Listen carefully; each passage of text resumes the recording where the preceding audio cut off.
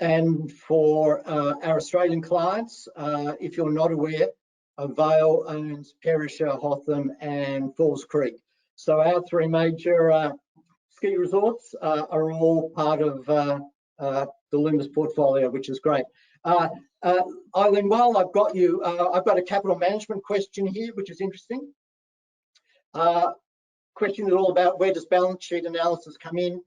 What about companies buying back shares and thereby gearing up or reducing their equity or even borrowing to fund buybacks? How do you think about that capital management?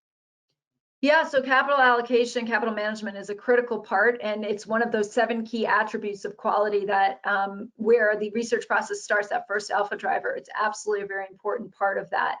And we think about that capital allocation decision, not just share buybacks, but it's all the decisions that management is making, reinvesting in their own business, returning capital to shareholders in that return, and M&A. Returning capital to shareholders, specifically to answer your question, Pete, or the question from the audience around share buybacks. We own a lot of companies that have consistently been shrinking their shares.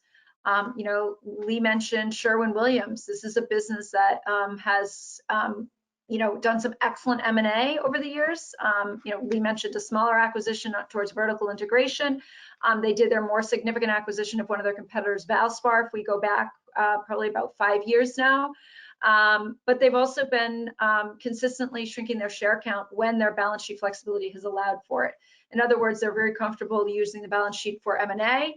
When it's not there, they're very comfortable returning that capital. That's a great example of a business that has actually used all levers in terms of capital allocation, which has allowed and driven, ultimately that intrinsic value growth, which is free cash flow per share growth over time.